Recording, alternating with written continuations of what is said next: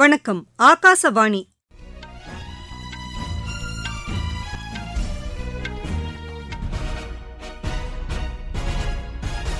செய்திகள் வாசிப்பவர் கிருஷ்ணவேணி கோபியானந்த். தலைப்புச் செய்திகள்.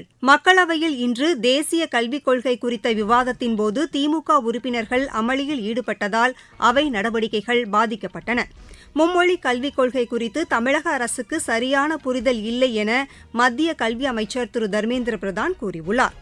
இந்தியா ஜப்பான் இடையேயான கூட்டு ராணுவ பயிற்சி இன்று கிழக்கு புஜியில் நிறைவடைந்தது. சத்தீஸ்கர் மாநிலத்தில் முன்னாள் முதலமைச்சர் திரு பூபேஷ் பாகலுக்கு சொந்தமான 14 இடங்களில் அமலாக்கத்துறையினர் இன்று சோதனை நடத்தி வருகின்றனர். மகளிர் பிரீமியர் லீக் கிரிக்கெட் போட்டியில் மும்பை அணி இன்று குஜராத் அணியை எதிர்கொள்கிறது. இனி விரிவான செய்திகள். நாடாளுமன்ற பட்ஜெட் கூட்டத்தொடரின் 2வது அமர்வு இன்று தொடங்கியது. மக்களவையில் கேள்வி நேரத்தின்போது தமிழக கல்வித்துறைக்கு வழங்க வேண்டிய மத்திய அரசின் நிதியை விடுவிக்க கோரி திமுக உறுப்பினர்கள் கேள்வி எழுப்பினர். இதற்கு பதிலளித்த மத்திய கல்வி அமைச்சர் திரு தர்மேந்திர பிரதான், தேசிய கல்விக் கொள்கை மூலம் ஹிந்தி திணிக்கப்படுவதாக கூறுவது தவறானது என்று தெரிவித்தார். இந்த விவகாரத்தில் திமுக அரசு மாணவர்களை தவறாக வழிநடத்துவதாக அவர் குற்றம் சாட்டினார். மும்மொழிக் கொள்கை குறித்து தமிழக அரசுக்கு சரியான புரிதல் இல்லை என்றும் அவர் தெரிவித்தார். PM ஸ்ரீ திட்டத்தில் கையெழுத்திட முதலில் ஒப்புக்கொண்ட தமிழக அரசு பின்னர் திடீரென தனது முடிவை மாற்றிக்கொண்டு தற்போது எதிர்ப்பு தெரிவிப்பதாக அமைச்சர் கூறினார். காங்கிரஸ், ஆம் ஆத்மி உள்ளிட்ட எதிர்க்கட்சிகள் ஆளும் மாநிலங்களும் இதனை ஏற்றுக்கொண்டுள்ளதாக திரு தர்மேந்திர பிரதான் தெரிவித்தார். திரு தர்மேந்திர பிரதான் கூறிய கருத்தை திமுக உறுப்பினர்கள் ஏற்க மறுத்து அமளியில் ஈடுபட்டனர். இதனையடுத்து நண்பகல் 12 மணி வரை அவை ஒத்திவைக்கப்பட்டது. மீண்டும் அவை கூடியபோது மத்திய அமைச்சர் திரு தர்மேந்திர பிரதான் கூறிய சில கருத்துக்களை திரும்பப் பெறுமாறு திமுக நாடாளுமன்ற உறுப்பினர்கள் வலியுறுத்தினர். மும்மொழிக் கொள்கையை ஏற்போம் என்று தமிழகம் எப்போதுமே கூறியதில்லை என்று திமுக உறுப்பினர் திருமதி கனிமொழி தெரிவித்தார். பின்னர் பேசிய கல்வி அமைச்சர் திரு தர்மேந்திர பிரதான், தாம் கூறிய கருத்துக்கள் தமிழக மக்களை புண்படுத்தும் என்று கருதினார். அந்த கருத்தை திரும்பப் பெறுவதாக கூறினார். இந்தியா ஜப்பான் இடையே கிழக்கு புஜி ராணுவ பயிற்சி மையத்தில் நடைபெற்று வந்த கூட்டு ராணுவ பயிற்சி இன்றுடன் முடிவடைந்தது. கடந்த மாதம் 24ஆம் தேதி தொடங்கிய இப்பயிற்சியில் பயங்கரவாத நடவடிக்கைகளுக்கு முற்றுப்புள்ளி வைப்பது, நகர்ப்புறங்களில் தீவிரவாதிகள் நடமாட்டத்தை கட்டுப்படுத்துவது, இரு நாடுகளுக்கும் இடையே கூட்டு முயற்சிகளை மேற்கொள்வது உள்ளிட்ட பல்வேறு நடவடிக்கைகள் இடம்பெற்றிருந்தன.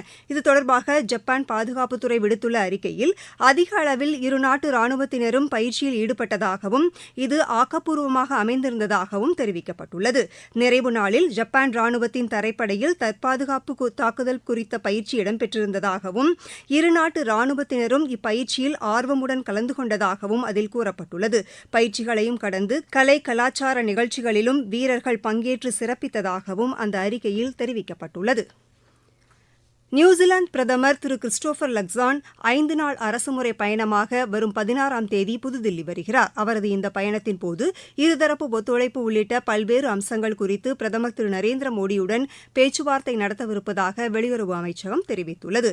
புதுதில்லியில் நடைபெறவுள்ள 10வது ரெய்சினா பேச்சுவார்த்தையின் தொடக்க விழாவில் சிறப்பு விருந்தினராக அவர் கலந்து கொள்ளவுள்ளார். அதன்பின் குடியரசுத் தலைவர் திருமதி திரௌபதி முர்முவையும் நியூசிலாந்து பிரதமர் சந்தித்து பேசவுள்ளார். மத்திய தொழிலக பாதுகாப்பு படையின் நிறுவன தினம் இன்று கொண்டாடப்படுகிறது. இந்நாளையொட்டி மத்திய உள்துறை அமைச்சர் திரு அமித்ஷா வெளியிட்டுள்ள சமூக வலைதள பதிவில் தொழிலக பாதுகாப்பு படை வீரர்களுக்கு வாழ்த்து தெரிவித்துள்ளார். நாட்டில் உள்ள முக்கிய அமைப்புகளை பாதுகாத்து வருவதோடு தேசப்பற்றுக்கும் சிறந்த உதாரணமாக இந்த படைப்பிரிவு திகழ்வதாக அவர் கூறியுள்ளார். தகவல் ஒலிபரப்புத்துறை இணையமைச்சர் திரு எல் முருகன் விடுத்துள்ள வாழ்த்துச் செய்தியில், தொழிலக பாதுகாப்பு படையினர் கடமை உணர்வு மற்றும் அர்ப்பணிப்புடன் பணியாற்றி வருவதாக கூறியுள்ளார். அவர்களது அயராத சேவைக்கு தமது வாழ்த்துக்களை தெரிவித்துக் கொள்வதாகவும் திரு எல் முருகன் குறிப்பிட்டுள்ளார். IPL முன்னாள் தலைவர் லலித் மோடிக்கு வழங்கப்பட்ட பாஸ்போர்ட்டை ரத்து செய்ய வன்வாட்டு பிரதமர் திரு ஜோத்தம் நப்பாத் உத்தரவிட்டுள்ளார். லலித் மோடி IPL தலைவராக இருந்தபோது நடைபெற்ற முறைகேடுகள் தொடர்பாக அவர் தேடப்பட்டு வரும் நிலையில் இந்த நடவடிக்கை மேற்கொள்ளப்பட்டுள்ளது. இதனிடையே லலித் மோடி தனது இந்திய பாஸ்போர்ட்டை ஒப்படைப்பதாக லண்டனில் உள்ள இந்திய தூதரகத்திற்கு ஏற்கனவே தகவல் தெரிவித்ததாகவும் இந்த கோரிக்கை சட்ட விதிமுறைகளின்படி ஆய்வு செய்யப்படும் என்றும் வெளியுறவுத்துறை செய்தி தொடர்பாளர் திரு ரந்தீர் ஜெய்ஸ்வால் கூறியுள்ளார். நீங்கள் கேட்டுக்கொண்டிருப்பது ஆகாசவாணியின் செய்தி அறிக்கை. மக்களின் மனதை வென்ற மத்திய அரசின் பட்ஜெட். தனிநபர் வருமான வரி விலக்கிற்கான உச்சவரம்பு 12 லட்சம் ரூபாயாக உயர்வு. தமிழகத்தின் ரயில்வே திட்டங்களுக்காக 6626 கோடி ரூபாய் நிதி ஒதுக்கீடு. நாடு முழுவதும் உள்ள அரசு பள்ளிகளில் 50,000 அடல் ஆய்வகங்கள். 36 வகை உயிர்காக்கும் மருந்துகளுக்கு சுங்க வரியிலிருந்து விலக்கு. மாவட்டம் தோறும் அரசு மருத்துவமனைகளில் புற்றுநோய் சிகிச்சை பராமரிப்பு மையங்கள். லித்தியம் பேட்டரிக்கான சுங்க வரி ரத்து. குழாய் மூலம் குடிநீர் வழங்கும் திட்டம் மேலும் 3 ஆண்டுகளுக்கு நீட்டிப்பு. வளர்ச்சியடைந்த இந்தியாவிற்கான பயணத்தில் மோடி அரசு.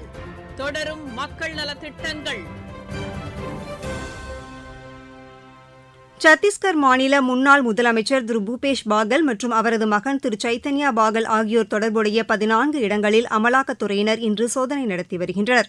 முந்தைய காங்கிரஸ் ஆட்சிக் காலத்தில் நடைபெற்றதாக கூறப்படும் மதுபான முறைகேடு தொடர்பான சட்டவிரோத பண பரிமாற்றம் குறித்து இந்த சோதனை மேற்கொள்ளப்பட்டு வருவதாக தகவல்கள் தெரிவிக்கின்றன. பிலாய் நகரில் உள்ள சைத்தன்யா பாகலின் இல்லம் மற்றும் ராய்ப்பூர், துர்க் மாவட்டங்களில் உள்ள பாகலின் நண்பர்கள் வீடுகளிலும் இந்த சோதனை நடைபெற்று வருகிறது. மக்களின் அன்றாட மருந்து செலவுகளை கணிசமாக குறைக்கும் நோக்கில் பிரதமரின் மக்கள் மருந்தகங்கள் தொடங்கப்பட்டு சிறப்பாக சேவையாற்றி வருகின்றன. திருவள்ளூர் மாவட்டத்தில் குறைந்த செலவில் தரமான மருந்துகள் தங்களுக்கு கிடைப்பதாக பயனாளிகள் தெரிவித்தனர். பாரத பிரதமர் திரு நரேந்திர மோடி அவர்களால் தொடங்கப்பட்ட இந்த மக்கள் மருந்தகத்தில் ஒரு பயனாளி. எங்கள் வீட்டில் பார்த்திங்கன்னா சுகருக்காக மெடிசன் வாங்குகிறோம். கிளிம்டா MV2 இந்த மெடிசன் பார்த்திங்கன்னா வெளியே மருந்தகத்தில் பார்த்திங்கன்னா 197 ரூபா. இந்த மக்கள் மருந்தகத்தில் வாங்கும்போது வெறும் 57 ரூபா வருது. இதனால் நான் மிக பயனாளியாக இருக்கிறேன். மக்கள் மருந்தகத்தில் 2 பேர் பயனடைகிறாங்க. முதலாவதாக என்னுடைய அம்மா, அவங்களுக்கு ஹார்ட் ப்ராப்ளம் இருக்குது. அதுக்கு வெளியில் டேப்லெட் எல்லாம் வாங்கினா மாதம் 3,000 ரூபாய்க்கு மேலே செலவாகுது. இப்போ இங்கே வாங்கிறதுனால ஒரு 1,000-1,200 ரூபாய்க்குள்ளவே வருது. அதுக்கப்புறம் எங்கள் மாமியார் இருக்காங்க, அவங்க சுகர் பேஷண்ட்டு. அந்த சுகருக்கு உண்டான மருந்தெல்லாம் மக்கள் மருந்தகம் மூலயமா நம்ம பாரத பிரதமர் நரேந்திர மோடிஜி ஐயா மூலயமா இந்த திட்டத்தை கொண்டு வந்ததுனால எங்கள் பகுதியில் இருக்கிற எல்லாருமே சிறப்பாக பயனடைகிறாங்க.